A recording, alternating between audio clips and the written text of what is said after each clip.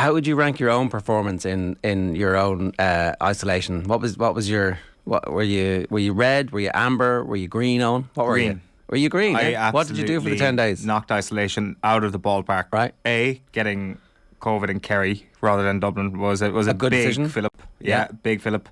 Actually having You had someone to look after you. Someone looked after me. The only downside was not being able to make your own coffee, but other than that, I mean, everything else is... Oh, shots fired at the coffee making. Yeah, 100%. Well, merely the volume of it, because you've essentially got to expose yourself to your family as a ridiculous caffeine fiend by texting them every so often saying, like, I'm twitching here, please drop up more coffee. But you can't do that, so you just go without it. Got a kettle in the room, though, no? But what do you do with the milk? No fridge in the room. I mean, you know, it was cold enough. Did you expect me to drink black coffee? I mean, what sort of level have we got to here? Yeah, Jesus, okay. First world problems. Yeah. I know. What did you watch?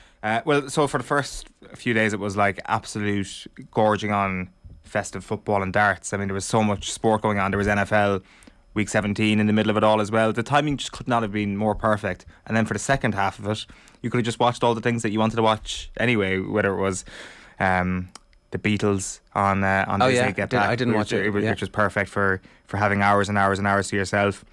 Netflix did a good selection of movies this year, I felt, and got through a lot of that. And yeah, then you're getting to 9 or 10 and you're like, I really wish it was a 14-day isolation. I'm like, I could do this a lot more often. There's definitely a period where you acclimatise to it and you become institutionalised and you're like, oh, someone's bringing me all my meals. Yeah. And I don't have to do anything really. I don't really have to wash that much. I mean, I can. It makes me feel better when I do. But if I don't, it's a victimless crime. The only reason I showered was because it killed 15 minutes every day. That was the only reason I showered. It was not for any sort of hygienic purposes whatsoever. It was just something to do, and it was just to feel something. It did make me think that if they gave everybody in prison Netflix, then prison would be a much calmer place and everybody would be happy enough to be there.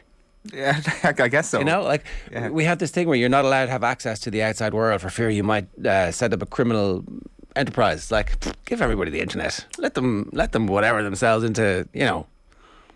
Absolutely. Let Drive to Survive take over and let that be the topic of conversation about joy.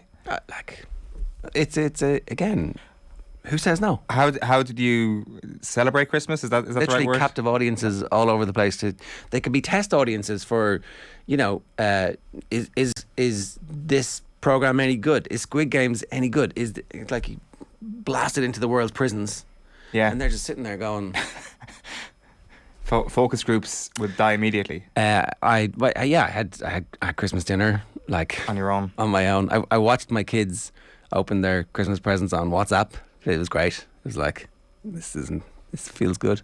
Well, there's always next year, right? They were like, this is okay, apart from the fact that you weren't there. Although there was no daddy tax on our chocolate this year, so that was good. There was no what on your chocolate? Daddy tax. What does that mean? I come along and eat. Oh, sorry. Whatever they get. It's a tax.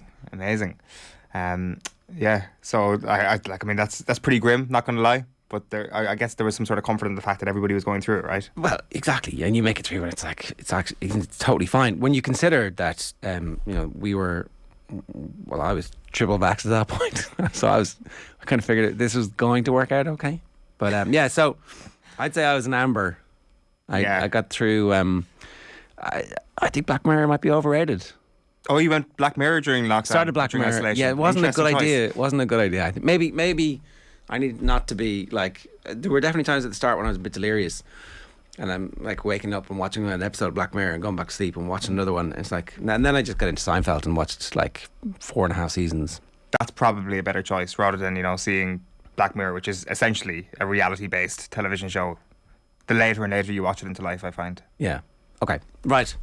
What are the actual performance rankings? Who's in red? In red this morning, we're going with the Premier League first off, because what we've got at the moment are two of the biggest inconveniences to Premier League managers, which are cup competitions, the FA Cup, and also the African Cup of Nations, which of course, you must remember that the AFCON does not exist for any reason other than to make Jurgen Klopp angry and to make other Premier League managers angry. That is the sole purpose of the African Cup of Nations. There isn't even football to be played here. So what we've actually got over the course of the last 48 hours, I want to say, is that these two big inconveniences are actually pretty good. Like, I know that there's always a lot of chat when you get to the third round of the FA Cup, if you start there, about the magic being gone and, the good old days of the FA Cup. And Like, I'm just not sure if that's true. I'm just not sure if the magic has gone from the cup. Sure, it may not have the same level of importance as before. That's one thing, but it doesn't mean that the magic doesn't exist. No. It just means that people don't subscribe to the magic as much as they used to.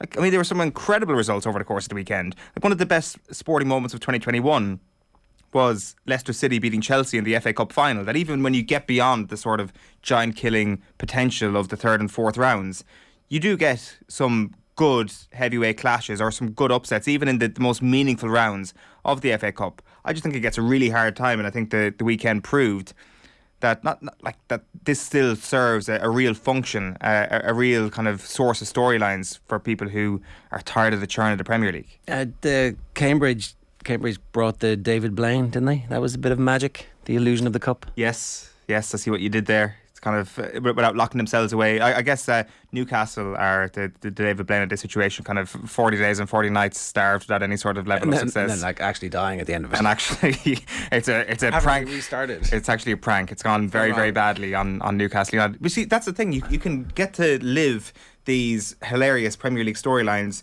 in even funnier form. Like, I mean, Newcastle getting beaten by Watford is funny, but Newcastle getting beaten by Cambridge United is much funnier. Arsenal stumbling and finding ways to lose to Manchester City on New Year's Day, that was objectively funny for anybody who's not an Arsenal fan. But them losing to Nottingham Forest yesterday, I presume that's objectively funnier. This is like the FA Cup can actually take some of the Premier League elements and just make them better. I think that, like, the richest football club in the world by ownership, right? Oh, but it's not the ownership. But we know it is. In Newcastle being beaten by Cambridge is one of the best stories that has happened, and that will happen in this year. It's the World Cup at the end of the year in Qatar, right? If one of the rank outsiders were to win that, it might just about match Cambridge beating. And I was listening to the lads on Saturday, Dan McDonnell and Johnny and Damien Delaney with John Duggan, and they were making the point that Newcastle had puffed up this game as like a big game. So they picked their full team. Yeah, full stadium. Unveiled Trippier, like they must have had some kind of special offer because it was close to a sellout, and the owners sent their posse over, and they were all sitting there watching the game, going, "What did we buy? What did we buy? What's this?" Which is, as you say, objectively funny. It is. It's absolutely fantastic, and I guess it didn't factor in the fact that the Cambridge United goalkeeper was going to have one of the greatest days of his life, and he was absolutely phenomenal. I mean, Newcastle United probably should have scored, probably should have won the game in the first half, but they didn't, and long may this continue. I mean, there's a lot of people experiencing a good deal of schadenfreude, I feel, with the Novak Djokovic thing at the moment. I'm sure there's an even greater tranche of people experiencing that with Newcastle United, and in the Championship next year, that will be a very entertaining watch if things don't go too well for them trying to get promoted. Might be what they need to just, have a season in the Championship to find their identity. Who knows? Maybe that's something that works for them, and maybe they could be the giant killers next year, taking down a Premier League side. But I just think that there was just so many good stories, so many things that like came close as well. I mean, I'm sure we would have been talking quite a bit about Morecambe right now had they managed to hold on against Tottenham yesterday, for example, and a huge Irish contingent involved in that game. You had the Kidderminster story against Reading on Saturday, albeit a little bit of crowd trouble there. I just think it shows up these great stories that I genuinely just don't think that the Premier League has on a week to week basis, especially once you get into this period now where Manchester City are going to run away from everything. So that's one of the reasons why we've got it in the red. But also the other element of from yesterday anyway was the African Cup of Nations starting, and I'm not sure that you get drawn into this at all. Like, I'm a sucker for a new tournament starting and just completely hopping on the bandwagon. But yesterday was fun. Yesterday was very fun. The opening game was between Cameroon and Burkina Faso. Your beloved Bertrand Traore, possibly the best player on the park. Great assist to put Burkina Faso 1-0 up to try and dent the party atmosphere going on in Yaoundé. And the team just then proceeded to give away two of the most ridiculous penalties you're ever likely to see, and shooting themselves in the foot. They should be okay to get out of their group, but all of a sudden you've got a cause. You're like, there's a bit of injustice here. They've been let down by a couple of bad decisions, going in for a couple of robust challenges when they shouldn't have. They've been screwed over by themselves here a little bit, and you're all of a sudden you're like, I'm rooting for Burkina Faso here to do something good. Beyond that though, today is a day where you want to hop on a bandwagon. because you got Comoros making their AFCON bow, a country with 900,000 people. In 2008, they ranked 198th in the world, with only 2 teams below them in the FIFA World Rankings. Their manager has led a crusade of going to France, trying to persuade people to look into their ancestry, to come and play for the islands. And subsequently, they drew 0-0 with Togo in March last year, qualifying for their first ever major tournament, to widespread jubilation around the islands, as you can imagine. And they make their bow this evening against Gabon, I think it is. So if you want a bandwagon, that is the bandwagon for you. The second smallest population-wise country taking part in the AFCON, the smallest, of course, being Cape Verde, who got the win last night. So these are all the storylines that you can, I guess, feast on when you're not watching. Inspired by one of Manchester City 3, Newcastle 1. Inspired by which? One of the lads from Rovers. Yes, exactly. That Cape Verde, of course. Yeah, Lopez was centre back for them yesterday. I know that they've got a diary of him in the Indo at the moment, and that's just one of a multitude of different stories that you can pick up right now and get on the bandwagon. I would not have been able to pick out Comoros on a map. I would not, until I just Googled it there. Yeah, I think... do you know where it is? It's just north of Madagascar, right? Yeah. So, beautiful place to go, I suspect. I'd say it's unbelievable. I mean, we should... Home team advantage there. It's... yeah, it's in the Indian Ocean. There's loads of little islands there that look, I'm sure, are unbelievable.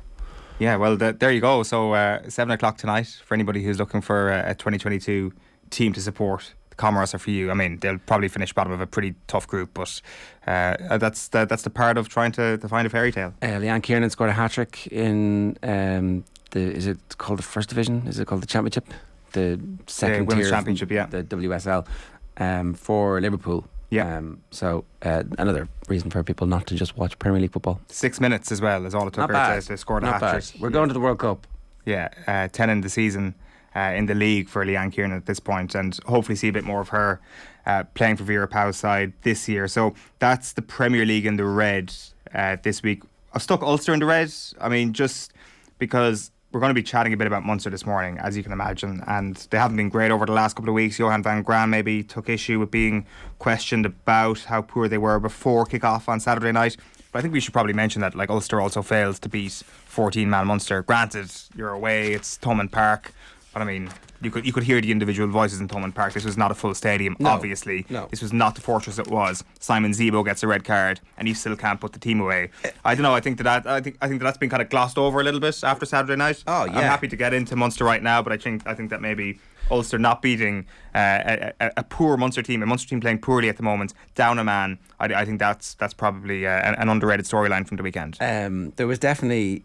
In the red card incident, I didn't see the whole game. I saw either side of the red cards, and the Hugh Cahill asked in commentary, have you ever seen an incident where there were 2 red cards? Yeah. I think it was 2 red cards, wasn't it? I don't know if Crowley's shoulder actually makes contact with the head. I think it makes contact with the head first, and then it goes into Zebo's shoulder. I think so, yeah. Right. Look, if the referee had come, I mean, the referee wanted to just show yellow, which was like, I wonder. And then there's this kind of anxious pause from the TMO. I'm just going to show you that one more time. Just going to show that to you one more time. The conversation should be a bit more honest, shouldn't it? I think.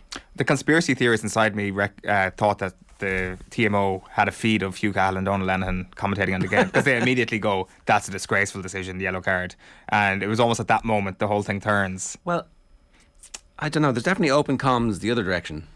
That everything that they say is heard, and not just the stuff that we hear on TV. Yeah. With something like that, so the referee's obviously looking at the big screen. I mean, I suspect it's pretty hard to get full definition on, Zebo's shoulder connecting with the head on the big screen. Like, I mean, you can see obviously that's the a tackle. fair point. The head goes back. Picture's not great. Picture, I presume, is not great, but it's not like ultra 4K HD. No, I don't suspect it is. And it was driving rain apparently as well in Thomond on Saturday night. Miserable. The TMO just let the TMO, I guess, dictate it, and I guess that is what happened. Yeah, the whole referee on the pitch, his decision is final. What's the point of that? It's like they should say no. So we'll tell you what we're seeing in HD, and you then just implement what we're saying, because that removes. I suppose arguing against myself here is it does remove the full authority. The referee's decision is final. It isn't. It shouldn't be in this instance. They're like in the NFL. They go to in the final 2 minutes. there's a team office in New York and they come and they tell you this is what happened, and then you just say, okay, grand, well you guys have better access, more information than we do. And it felt like it. But I mean, it certainly should have been in red and yellow, no? Obviously, I'm not sure, you see, because I think I saw this differently to you. I think I just saw sure, Crowley is definitely high, but Zebo has the shoulder so high equals yellow, but Zebo has the shoulder to the head. Like, I mean, I thought red for Zebo. Well, I think they got it right, personally. We're burying the lead here, though, right? We are. Yeah, so Ulster, what do you do in Ulster? That's essentially why they're in red. What are you doing? Come on, show us that there's something about you. You're up a man, you're up a try, you're playing really well, you've got the confidence. Go and kill them. I know, like, I do think, though... Never give a sucker an even break. Never give a sucker Oh, you just did. There's like a... It is harsh to put Ulster in the red in any of the months of December, January, February, and maybe a bit of March, because Ulster, when they're wearing white, have this hilarious experience where a substitute comes on looking like the alien version of Mr. Burns, just glowing. Coming on glowing, all their teammates in their perfect white kits are completely destroyed. They're just full. There isn't an inch of white on that pristine kit, and then a glow in the dark Ulster person just comes off the bench. So it's very, very harsh to put Ulster in the red. You just feel like there's a big target on your back as well. It's like, oh, how can I blend in here? I'm just going to do a full slide on the pitch to make sure that I'm not as obvious. Simon Lewis has this in the Examiner, and I haven't seen it anywhere else, so it may well be other places too. But anyway, Victor Matfield was working as part of the South African Supersport TV coverage, and they had the Munster-Ulster game. Must be part of the TV rights deal. Anyway, Victor Matfield is on doing commentary and says, I spoke to Johan van Graan. Always good when you're like, good insight here. Victor Matfield, part of, legendary status, you would say, like one of the all-time South African greats in any era, by any stretch of the imagination. So, it's like, it would be like Paul O'Connell on TV going, I spoke to Johan van Graan. He said it was so frustrating at Munster as all the good players go to Leinster. Van Graan afterwards was asked to both confirm and explain the comment, which had been disseminated widely on social media channels. I'm certainly not going to react to Twitter conversations. I don't even have Twitter, he said. But it wasn't on Twitter. It was just, we found out about it because of Twitter. We don't know what the follow-up is. And then apparently he wasn't very good in the pre-match or as a post-match interview with Rory Kinsella. No, that's interesting. Like that. First of all, that's fascinating. I hadn't seen that either until you mentioned that. I spoke to Johan van Graan. He said it was so frustrating at Munster as all the good players go to Leinster. Then you walk into the dressing room and go, all the good players, what are we? What? Well, who's talking about? Me? It's like, what's Conway thinking? What's Tyke Byrne thinking?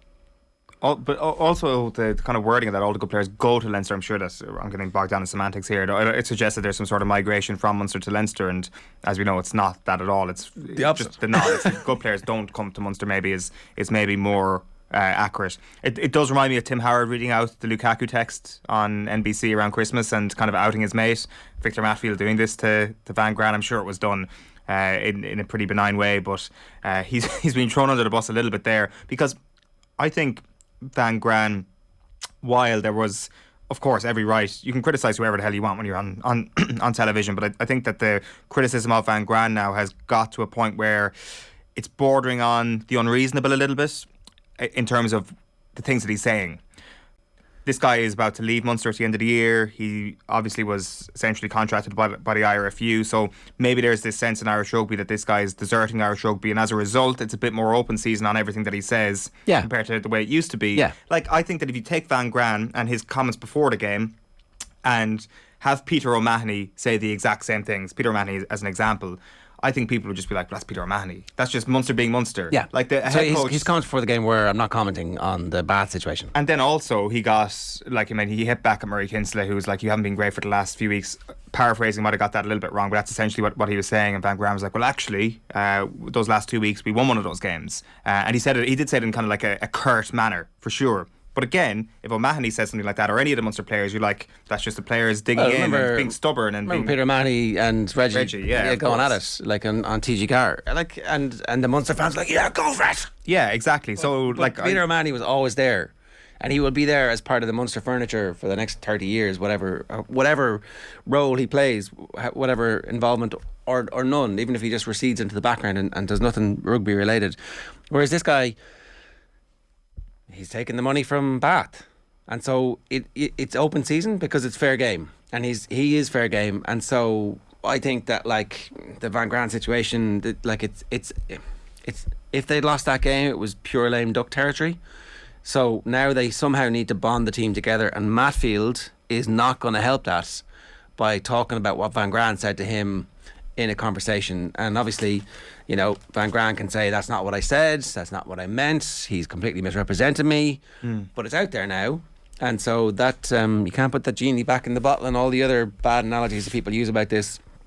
It is full-blown crisis time, I think, at Munster, and it's another lost season unless they get their shit together this weekend. O'Mahony and Dialende doubts for trip to France is the headline in Simon Lewis's other piece. Munster sweating on the fitness of skipper Peter O'Mahony and Dialende. Dialende's got some, they're calling it a weird stomach muscle injury.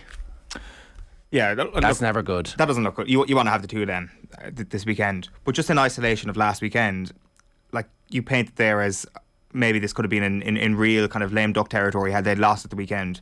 So say if they don't get that second half try, I still think that the spirit that the team showed in the first half was pretty good. It's not the sign of a team who've lost any faith in their coach, and I think that if the players are going to be given a lot of credit for the way they responded to losing Simon Zebo, like I think the coach deserves a bit of credit for that as well. I mean, like you can't just attach all the negatives to Van Graan and all the positives to the players. No, fair enough. Yeah, like the spirit is there. He isn't lame duck.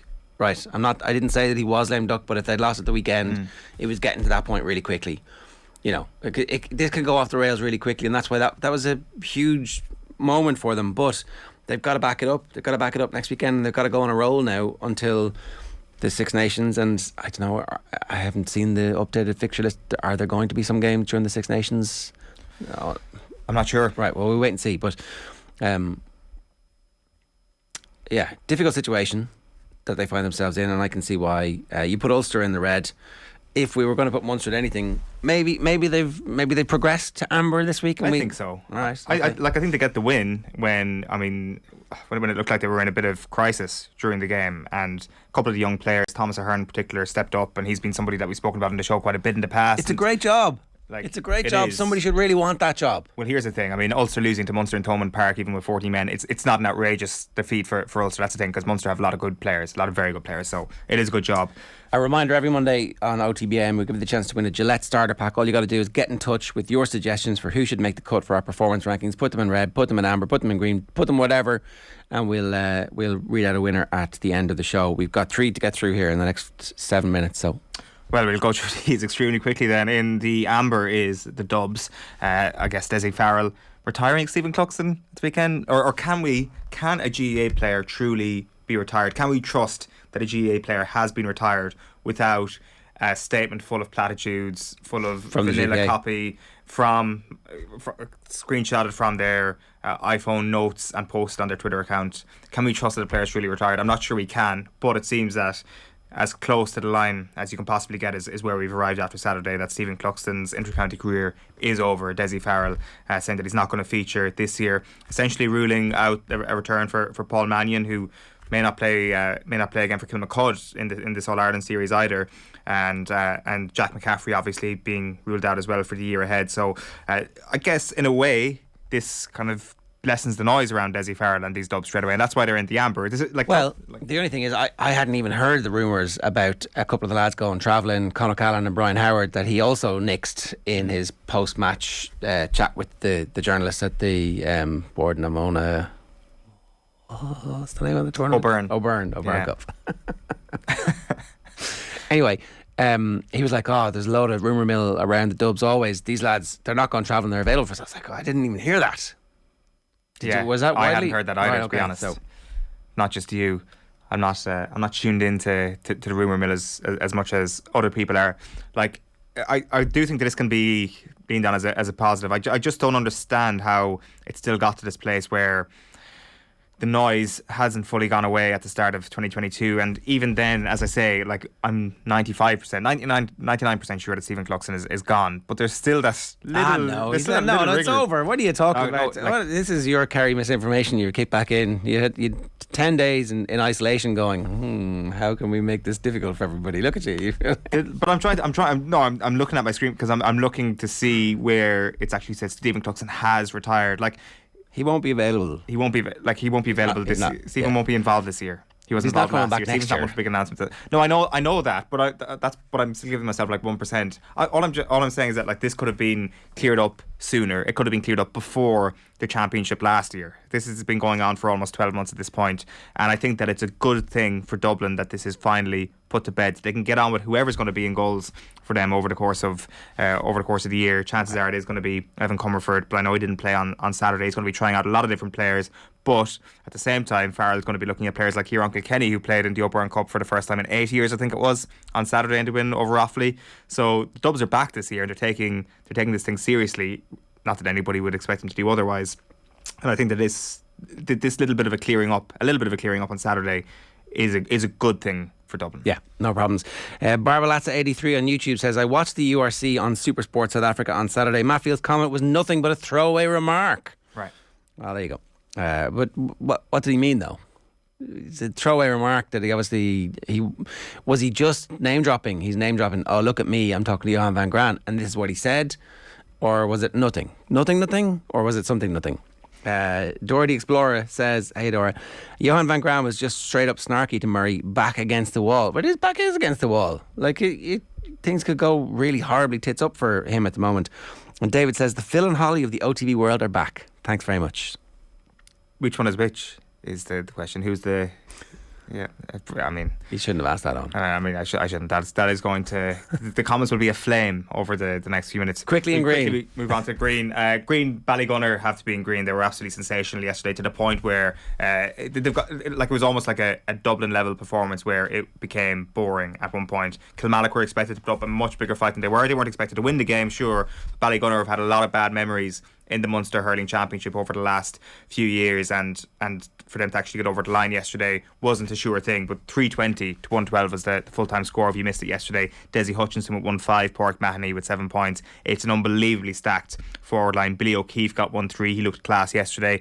Everybody, and I'm kind of a little bit this has given me a little bit of a pause for thought for a moment, is that everybody's looking forward to this Ballygunner versus Ballyhale All-Ireland final, and I just think that if you say that to anybody in Schlottneil, for example, right now, they'll be licking their chops at that prospect. Yes, it is the final that would see the two best club hurling teams in the country possibly go toe to toe, but I just wondered if there's going to be another twist in the tail before we actually get there. The other club action yesterday then was the Connacht final between Pearses and Knockmore. There wasn't as much of a clear winner in this one. Knockmore were disappointing, I think it's fair to say, but there was a couple of good moments in this.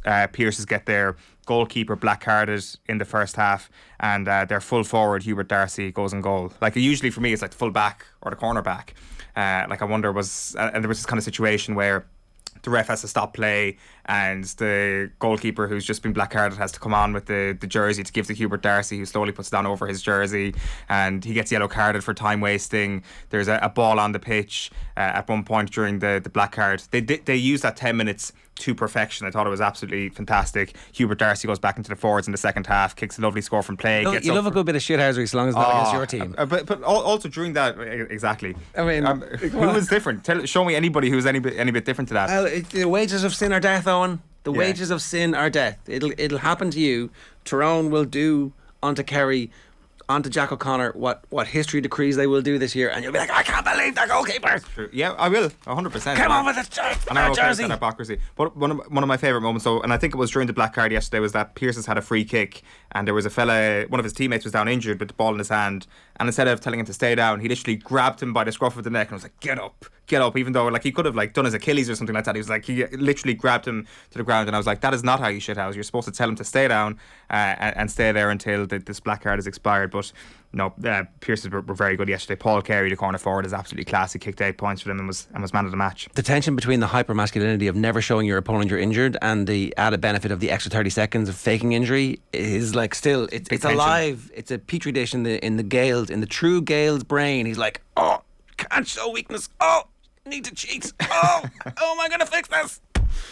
Number 1, Novak Djokovic in green. Yeah, Novak Djokovic, he's probably going to be in. As we say, the decision has been revoked to cancel his visa. The reason for this is that the government basically didn't give Djokovic enough time after notifying him of the intent to cancel his visa to speak to others and to respond fully. So this whole thing just happened too quickly, according to the judge. This morning, a lot of recesses during this case. There was a dodgy stream. A lot of the reporting was interrupted as a result of the dodgy stream. And I guess when you look through the evidence of what was actually shown this morning, it's no surprise that they revoked the decision to cancel his visa. They spoke, I think, for 3 hours, I think, the defence at this point, and the government only gave 30 minutes of evidence. I'm not sure, does that suggest maybe what was actually, who was really fighting for the cause here this morning? But as you said earlier on, the decision can still be possibly changed by the Immigration Department of Australia. They can give us one final twist in this tale and ban Novak Djokovic from Australia for 3 years. We're going to talk more about this with Jack Anderson a little bit later on, so that's why we're not spending too much time in the performance rankings. But that is this week's edition of the performance rankings. Every Monday morning on OTB AM, we give you the chance to win a Gillette starter pack. All you got to do is enter to get in touch with your suggestions for who should make the cut in red, in amber or in green. We're back talking Aston Villa with Ty Bracey next. OTB AM Performance Rankings with Gillette.